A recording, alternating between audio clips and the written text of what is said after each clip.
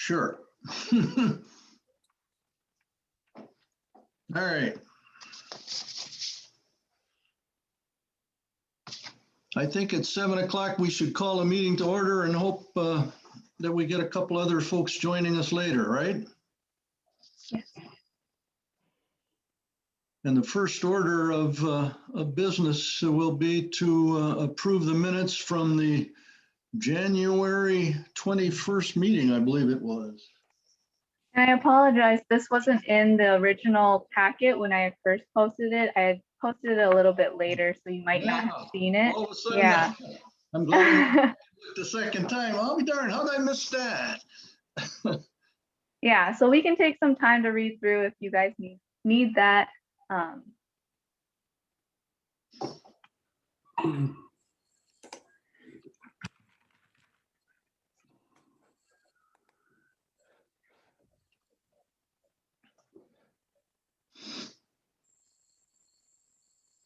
And we should have a motion to approve from somebody. I so move. Okay, a second by somebody, I second. second by Amy. All right. Now, are there any changes, corrections to the minutes that we need to think about? Very thorough. Good job.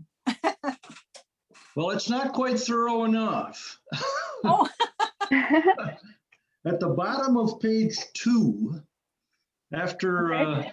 after Mr. Bechtel and Mr. Baker's discussion of things, I distinctly remember asking those two gentlemen if they would serve on a little committee to come up with some information about the incentives to support landowner or landmark owners.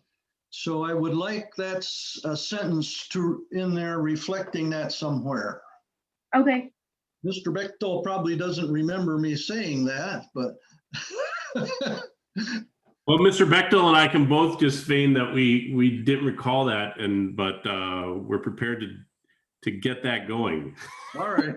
Yeah, yeah. That sounds like Yeah, Mr. Baker. And Daphne, these meetings are recorded, right? So we could check. yeah, yes. It is uploaded to the YouTube, so we can go back. Yeah, well, you go check my memory then. Maybe I'm confused, but I thought I asked those two gentlemen Yes. to serve as a committee of two and get us some information. So, yes. And Amy too. I'm pulling her on board of this all sinking right. ship too. And Amy too. All right, that's Well. right. All right, excellent. So that would be the only suggestion I would have for the minutes, to add a sentence to that effect. Anybody else have any changes, updates, corrections, suggestions, whatever? Hearing none, all those in favor of approval, say aye. Aye. Aye. Everybody, all right. Minutes stand approved. And the next item then would be to, I don't think we need to go over the Zoom instructions, do we? No. We need to move on to our agenda items. And the first item is an update on this conference. And I had to look those letters up to find out what that was. It's the Wisconsin Association of Historic Preservation Commissions. And Daphne sat in on several of those sessions, I believe. And so she's going to give us a little bit of an update, a rundown of what she learned. Yeah, so can you guys see the notes that I've pulled up here? I can, yes. Mhm. Okay, great. Yeah. Oops. So these are just some notes that I took. I sat in as many as I could. It did run into a Saturday, so I didn't get all of the ones on Saturday. But the first one was really interesting. It was presented by Jason Tisch, who replaced Joe DeRose in the Wisconsin Historical Society, I believe. And so he had some great information about things that the society could, help us with. I highlighted some which were helping to write and make sure our ordinances are working, since we did discuss how our ordinance is kind of lacking in some senses. So we could, ask them for help to look over our ordinance, give us some suggestions. also in relation to funding, they only fund something that they called certified local governments, and those are certified because they have specific ordinances. So we could also, have him look into our ordinance to help us get certified, and then we can also get this additional funding, which could help John and Eric in their subcommittee work, because they do provide funding for landmarks in that cases. Then they did say the hardest funding to get is for maintenance of landmarks for like property owners. They usually, the biggest funding source that they have is for this thing, this commission assistance and mentoring program. So this is for commissioners to, get trained on, what historic preservation look like in their local jurisdiction, stuff like that. So that was interesting. I went to this one. Oh, Can I interrupt a second? yeah, of course. On that third one down in money, when I first read that, I got all excited because it says returns 20% for exterior up Right. for landmarks on National Register. I said, oh, that's the Rowley House. But then I suspect it's the rebate on a tax that you pay. Right. We don't pay any taxes. So Yeah. I was thinking we'd get part of our painting job done, rebated, but I guess that's probably not going to work.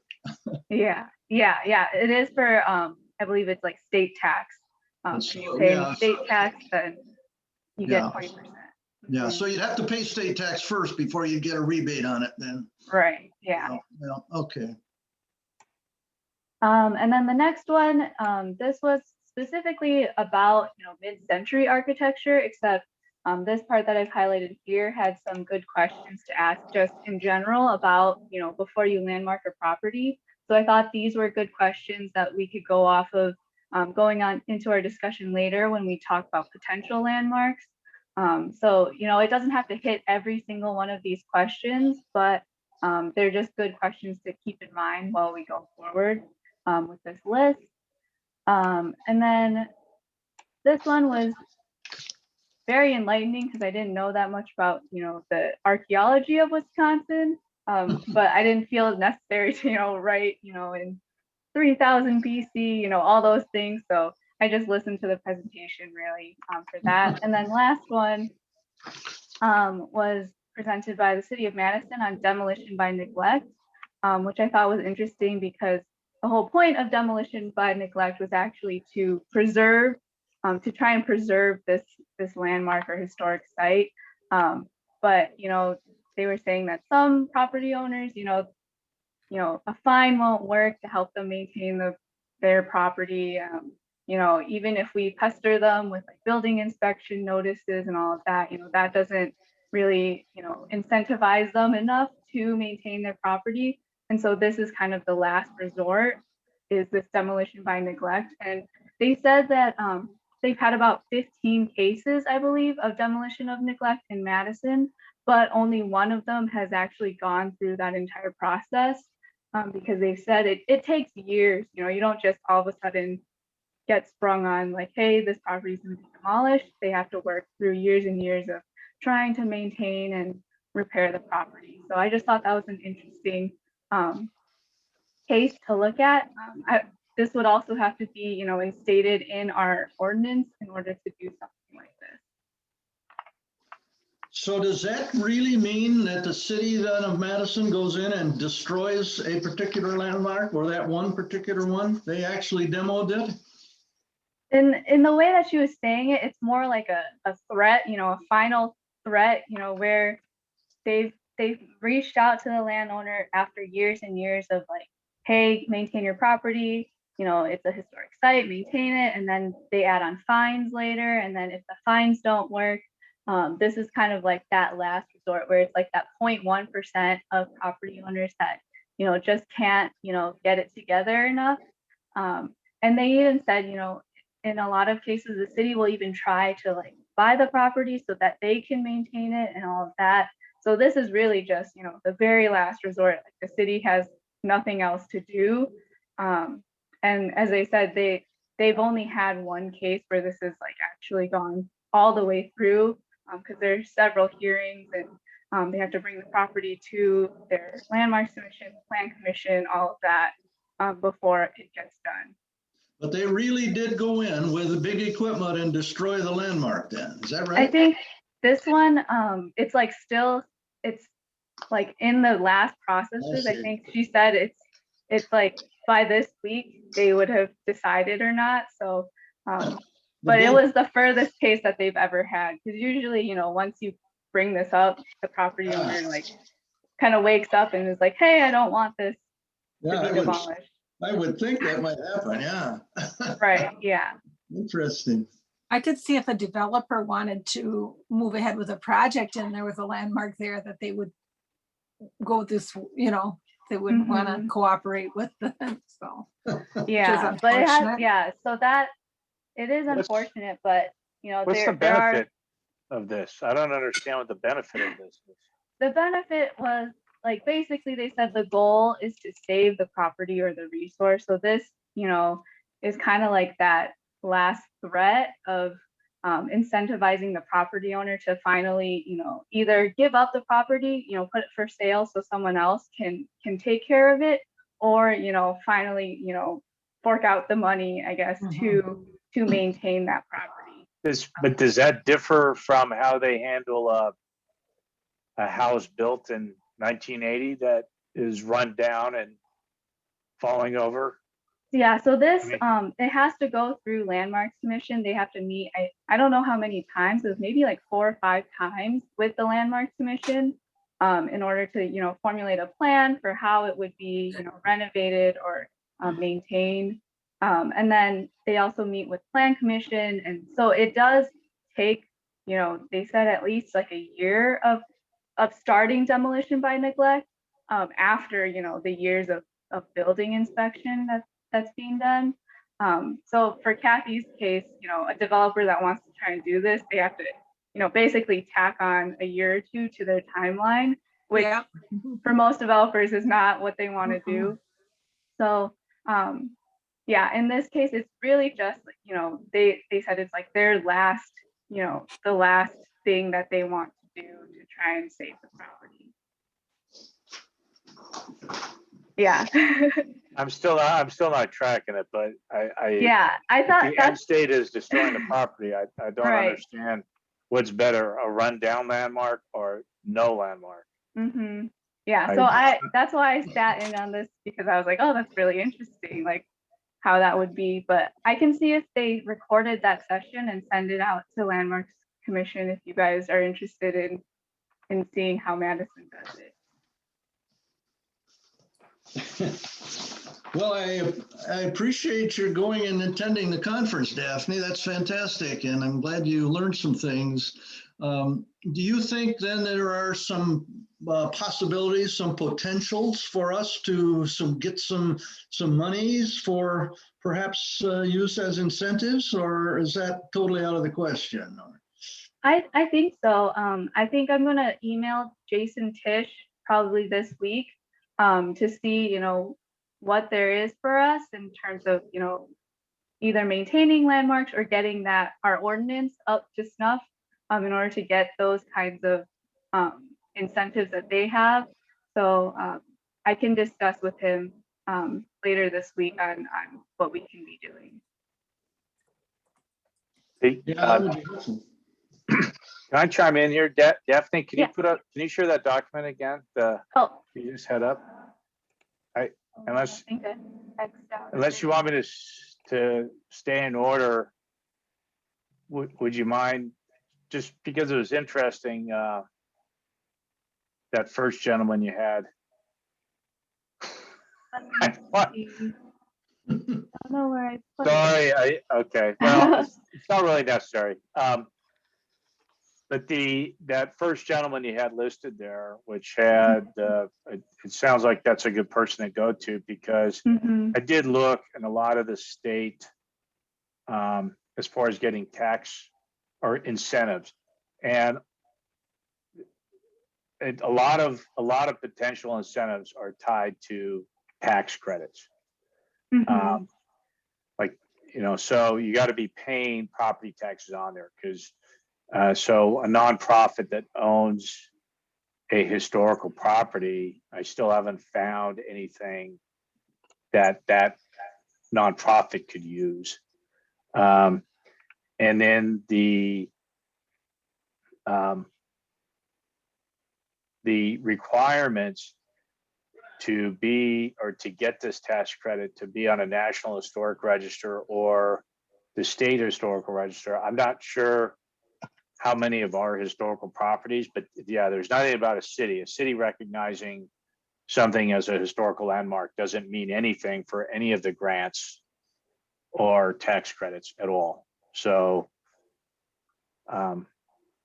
that's kind of the biggest. And so if there's a way where, you know, maybe with this gentleman's help, we update ordinance. I don't know if there's an easy way to do that where we could maybe in a big lump get all of our city recognized historical landmarks onto the state register. I don't know, or unless they already are. I don't know, but that's a minimum requirement for any of them. And then some will require the National Historic Register. I also was at this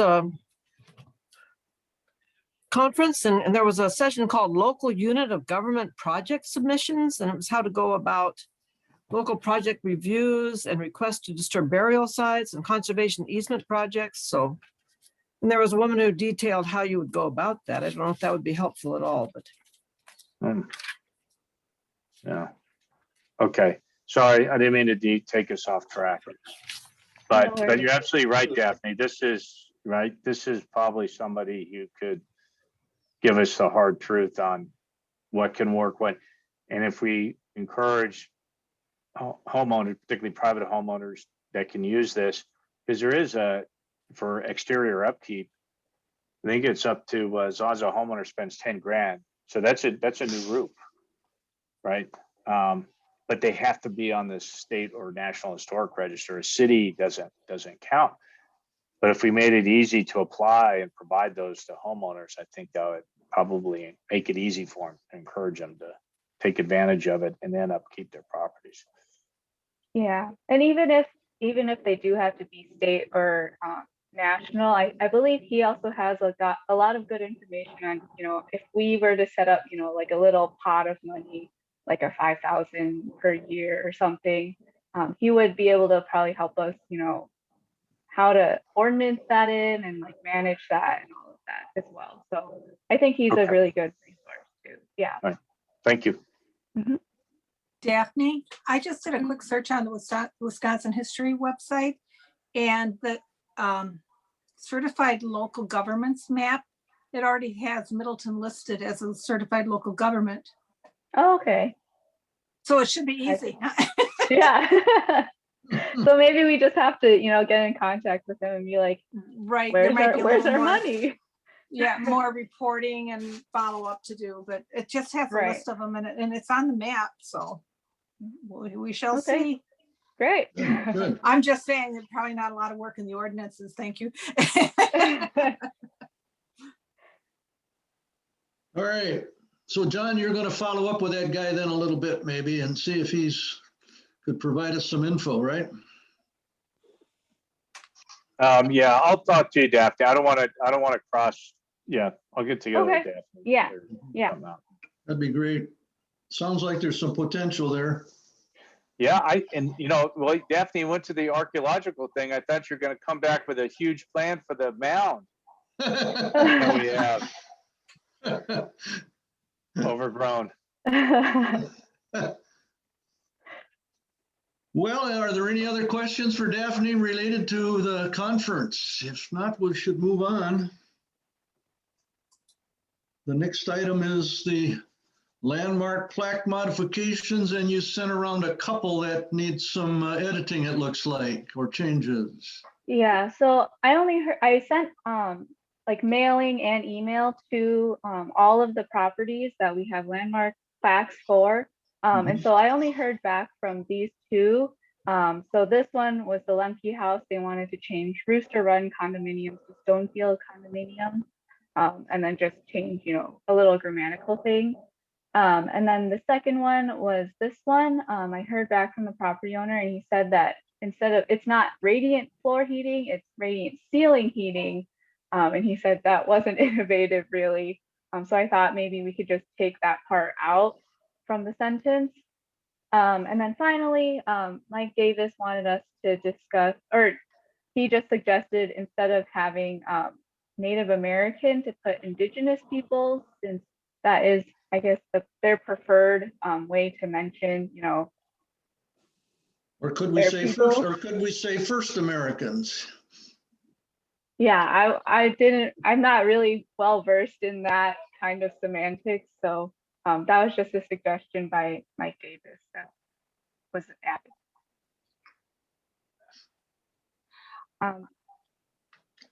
I just want to say this Lustrum House, to get a reply. I didn't know what the status of that was, of the people, or how they felt about the landmark status, if they even cared. But this, I'm really glad they replied. Yeah. And he had no issue with, because that one is fixated on the house. He had no problem with putting it on a boulder. He just wanted to keep the one on the house as well, because kind of just like how do you repair that? Yeah. There's no way to like repair that spot, so they just wanted to keep the plaque on the house as well. Well, I think you could go ahead and leave the radiant floor or radiant ceiling heating in there. Just take the word innovative out, change floor to ceiling, because to me that was sort of a unique thing for a house of that era. Okay. Radiant ceiling heat, that's rather unique today, isn't it? I would think it wouldn't work. Yeah, that's, Well, that's why it's cool to leave it in there. Keep your attic warm. yeah. You put a second floor on. And then what was the one before that? You want to add Stonefield condominium instead of Rooster Run, or as an addition to? Instead of Rooster Run, because the property owner said that the name of the condominiums itself is Stonefield, Okay. not Rooster Run. So Yeah, all right. Yep, makes sense. Okay. So everybody concurs on those changes? Nothing too major? Yep, great. Okay. And then you had one other thing, a letter from one of our owners, Dan Barker. Yes. So we had discussed this before too. I remember it was maybe one of my first landmark commission meetings about, you know, having a boulder, like a post or something. And so he just suggested putting it, you know, flush to the ground by the sidewalk as an option, because, you know, adding a boulder, the house itself is very symmetrical, and so he was worried that the boulder would ruin the symmetry. I gotta laugh. So yeah, just wanted, you know, your thoughts on having it flush, or, you know, and then in this case too, they don't have to put up a boulder. If they really wanted it symmetrical, they could keep the plaque on the house as well. He said he doesn't want to use his weed whacker around the stone, so, yeah. How would this still be just as visible, or would this be a little bit less visible kind of from the sidewalk? It would be right next to the sidewalk. You know, they have a walkway, so it would be just like kind of in the corner of the walkway and the sidewalk. So anyone walking past, I guess if they were looking down, could see it. But the boulder is obviously, you know, bigger, you know, more prominent. Sure. Yeah, I guess that would be my main concern, I guess. So we would have to supply a piece of granite or something to go into the ground, which the plaque would be attached to. Is that the thing? Right. Well, either way, we would have to procure a boulder. So, you know, in this case, if it was just, you know, a slab of granite, either way, we would have to be finding something to put this plaque in. I think it would look like a headstone no matter what you do. I mean, there's at the Rowley House, you have that piece of. Yeah, we got one at granite. Rowley House. And every time you go, no matter, you know, it's not a headstone, but that's what you think of. You know, you think it's a grave marker. Well, there might actually be someone buried there, Kathy. We don't know. Well, if he's talking about a flush grade marker stone, one that's only going to be visible when the snow's gone. And it sounds like if he doesn't want a weed whack, he wants a grade marker that's actually going to be at ground level where you can mow right over the top of Right. it. Which of course, when you go to cemetery, there's always grass clippings and all kinds of stuff kind of collects Yeah, on that. And so I would think that, it's only going to be partially visible. You definitely need to have maybe a bigger than the plaque, bigger than he has here. And I'm not really in a favor of putting a slab in I just don't think it's going to be visible. Unless even if you walk right up to, you aren't going to see it until you're standing right above it. I don't know how you guys do. even if you're looking for it, you might have a hard time. Exactly. Of course, we could be the innovators of radiant plaque heaters, and There you go. That's why we have the smart guy on the committee. That's a great idea. Well, in the winter, when it's covered with snow, no one would ever know it's there. No one ever would see it. Well, unless we heat it like Eric Unless suggested. we heat it. Mhm. Or, yeah, I don't know. What do Daphne, you- the other thing he said was just leave it on the house. Is that what you're saying would be the other Right. option? Yeah. I would say leave it on the house, I guess. If it's a problem, yeah. He says he gets a few visitors every once in a while. People come up to the porch and read it and so on. And I don't think it's bothered him too much.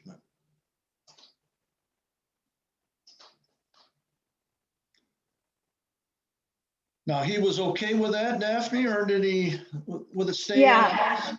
Mhm. He's okay with it keep staying on the house. It's just Yeah. if there was the boulder option, he would want it to be flush to the ground instead.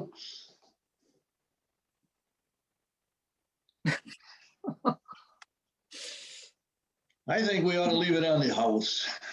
All right, I'll let the property owners know. His house isn't symmetrical. What? I had to look it up, and I'm looking at the screenshot. I'm thinking that house is not symmetrical at all. Okay, but whatever. He's a homeowner, so Yeah, I don't know either. it's too bad because that's a great property that's right downtown. And there's a Yeah, lot of history there. I know the blanket over at the fire station I think that's the house a homeowner wet a rug when the rest of Yeah. Middleton was burning down, and he kept Yeah. pouring buckets on the rug on his roof. yep, that's the one. When we take a walking tour, then they all go up to the porch. Okay. Do we need a vote on this or anything, Daphne? No, I just wanted your feedback on Okay. your thoughts. Yeah. You just tell him we were adamantly opposed to a plaque. All right. All right. So anything else then? We move on to potential landmarks. And you prepared a list that you sent along. Everybody has the list, or you see it on the screen. Yeah, and sorry about the formatting. It was in Excel, and then when I exported it, all the lines disappeared. But so the first half of this is I believe, the potential or the historical sites that the MAHS had on their list. So I just added this to, I just took the list, and then I added this one, Heidi's home. Heidi is the homeowner. And she just knows that her house is really old and would like to, explore options of landmarking it.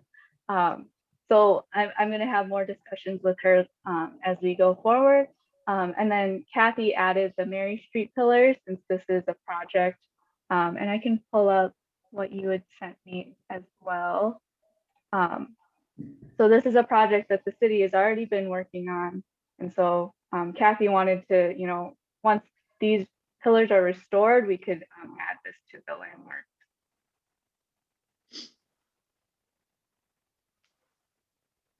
And then this list was the list that John had actually sent me from the Wisconsin Historical Society, they had a list of like 281, and I had just started combing through, the beginnings of them. Some of them were outside of Middleton or like in the town of Middleton, stuff like that. So I've just like slowly started going through some of them, and then Jeff noted that some of them are referenced to Middleton walking tour. This is in like the Wisconsin historical surveys that they've done, but they're not actually in the MAHS walking tour that we have on MAHS. So we're not really sure what that walking tour refers to. And several of them, of course, are no longer there. Right. Yeah. So, well, Carolyn is with us. You're still with us, Carolyn? Yes, I'm still here. Good. Can't see you, but I'll hear you. Okay. Carolyn basically put together this list at the top, except for the last two, I guess. You didn't have those on your list. Yeah, I didn't know where Heidi's house was. I don't know Heidi. That's Heidi Schlock. It's her last name, Schlock. Okay. I don't remember her last name, but Well, there are some other properties on Terrace Avenue that I don't know. I thought I had forwarded them along to you at some point. was it the one that was I think her name is Margaret McDermott or something? She's on the corner, or she's the second house from the corner. No, the houses that I was suggesting are the Parmenter House, which is on the corner of Terrace and Parmenter Street. And then the house that's next to it is the Kingsley House. And then the house that's next to it, I didn't have an opportunity to refresh my memory about the historic name of that house, but it is Dave Baltus's house. It's a Queen Anne property. And then on the east side of Parmenter Street, there is the Piersdorf house, but next to that then is the Scherbel house, which certainly deserves being included. And then next to that, I don't know anything about that next house either, but all of those houses on the south side of Terrace Avenue were developed with respect to the railroad. The Parmenter House and the Kingsley House date to the 1860s. So their construction was definitely a result of the focus on the railroad. But it would seem to me that there's probably enough that one could make a historic district on the south side of Terrace Avenue. And I would suggest that as a neighborhood is perhaps a more important kind of goal than dealing with single residences. That gives you a tool for helping to refurbish a whole neighborhood. And in this case also to prevent, it seems to me that some of those houses are threatened by the apartments on the other side of the street. And so it would be nice if they could be preserved. So almost all of those houses on the south side of Terrace Avenue should be included, I think. Kathy, I'm listening now. Did you guys hear that? Brian has joined the meeting. Yippee. I know that the Scherbel house that you mentioned, Joel and Jean DeVore have asked to have their house landmarked already. So they are Okay. totally on board with it, so. Yeah. And one of the houses was taken down. There's an empty lot now too on Terrace there, so. Might be a Well, good time to get started. well, one of the other assignments that we made back in January involved myself, and I probably should have you add that to the minutes as well. And that is I volunteered along with Carolyn to serve as sort of a committee to investigate whether some of these properties would be of interested in having themselves designated as a landmark. We have not done so. We have not contacted them yet. I have hated to do that. Of course, the health situation has made it a bit awkward, but the worst problem is being able to come up with something to say to them, what's in it, when they say, what's in it for me? It would be nice to be able to say, well, there might be an incentive or there is none. It'd be nice to have a definitive answer, at least one way or the other. So I would hope that John and Eric could, nail that down as to whether there is a possibility or there isn't. And then we could perhaps contact them with a little more information in hand than I have right now. I mean, some of these people might be delighted, like the divorce, for example. They've wanted it for a while, that designation. They'd just be tickled. But other people might, like the owner of the Dufresne building, which is where the Regal Find is, would they be interested? I don't know. What's in it for me type of thing. Well, one of the other things to offer to them is that the Landmarks Commission might contract with a historic preservation researcher like Tim Hegland, who did the survey back in the 90s, to actually research and prepare the forms so that they don't feel as if that paperwork, that research is something that they have to do. It could be done for them. Yeah, that's a good point. Yeah. But I would like to suggest that we maybe focus on those first 4 or 5 in that first half of your list and see what kind of progress we can make with those 4 or 5, unless someone has an objection to any one of them. And rather than trying to cover the whole waterfront and compile this huge list, let's just focus in on a few and see what kind of progress we can make and see if. Do you want to pull Heidi's house out of there until you have a chance to do to survey the neighborhood, that whole Terrace Avenue Well, section? I don't know. What do you think? It might be better to leave that in a district that like Carolyn is Right. suggesting. Instead of landmarking that individual house, let's do it as a district. Yeah, perhaps. Mm-hmm. How do we go about doing that, Carolyn? Well, that's why I was suggested hiring someone who does this as a profession. Tim Hegland is still available. He did the research back in the 90s. He prepared the National Register forms for the East End Historic District and for the Depot. Okay. So, I mean, he's familiar with all of this. Do you have his contact information? Yeah, he's on the Historical Society website. Daphne, do you want to contact him or do you want me to do so or whatever?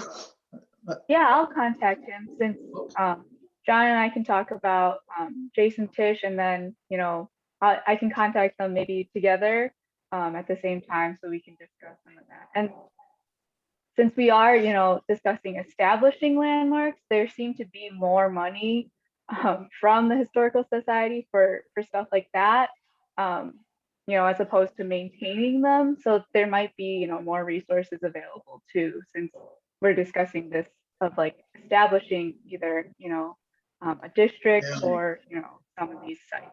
Well, you might suggest to him, if he's a little bit interested, that he come to Middleton, meet with us. 1 or 2 of us could give him a bit of a guided tour down Terrace Avenue and show him what we have in mind. I'd be happy to do that. And Sure.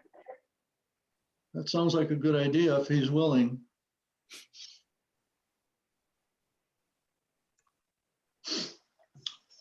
Any other thoughts on all of this?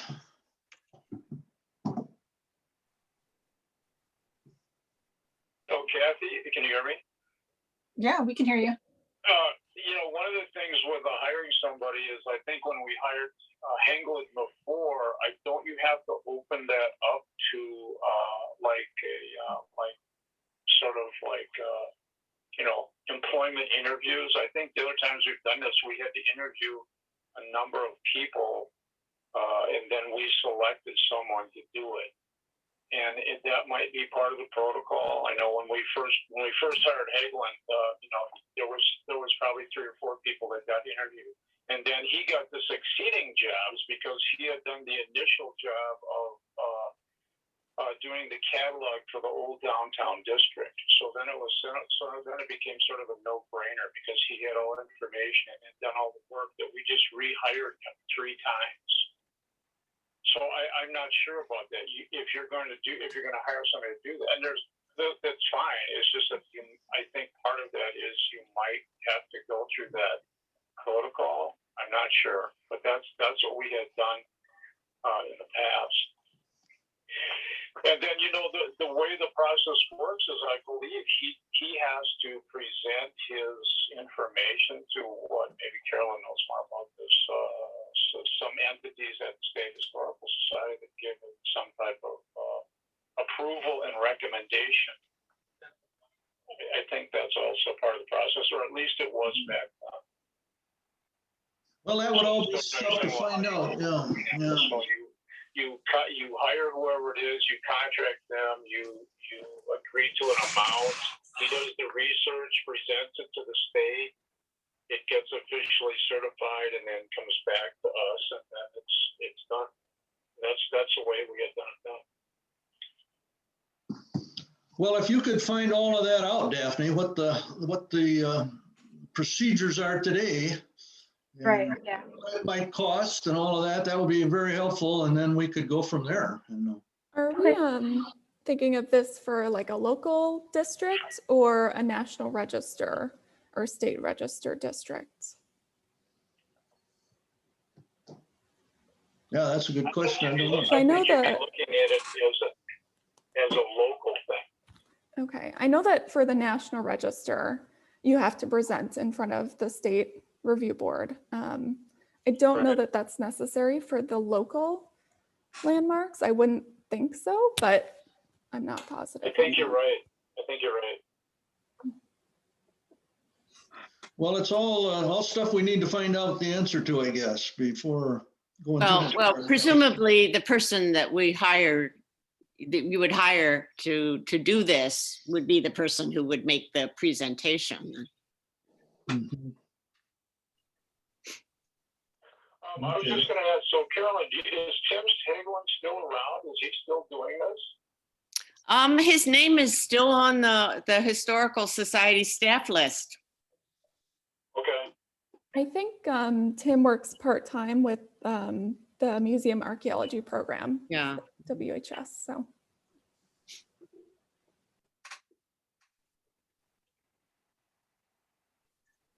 Well, anything else, folks? This could be a world record if we end it right now here.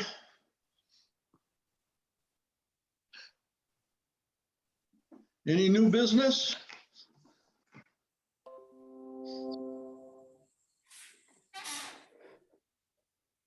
Nothing? Everybody knows their assignments? A motion to adjourn?